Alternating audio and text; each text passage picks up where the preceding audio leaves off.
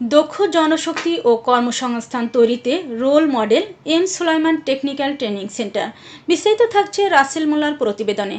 নরসিংদী পলাশে M Sulaiman technical training সেন্টারে welding এর বিভিন্ন ক্যাটাগরিতে প্রশিক্ষণ নিয়ে বিশ্বের বিভিন্ন দেশে দক্ষ জনশক্তির মাধ্যমে দেশে বৈদেশিক মুদ্রা অর্জনে দেশের অর্থনীতিতে গুরুত্বপূর্ণ ভূমিকা পালন করেছে অনেকেই।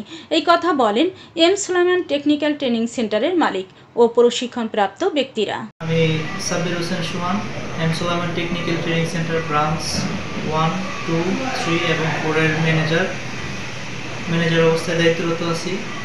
আমাদের ট্রেনিং সেন্টারটা হচ্ছে টেকনিক্যাল ট্রেনিং সেন্টার, যেখানে আমরা ওয়েল্ডিংয়ের কাজ শিখাই।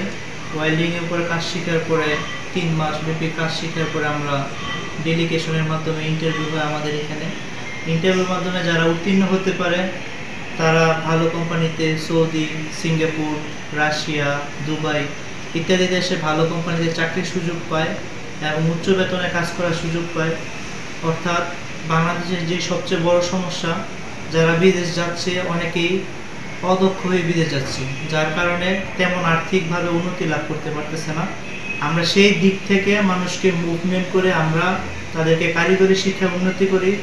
কারিগরি শিক্ষা উন্নতি করার পর তাদেরকে আমরা একটি রিক্রুটিং লাইসেন্স এবং বাংলাদেশ সরকার যেভাবে নিয়ম করছে ওই নিয়মের ভিতরে আমরা বিদেশ পাঠাই এবং তাদের আর্থিক সচ্ছলতায় উন্নত করতে আমরা তাদেরকে সহায়তা করি।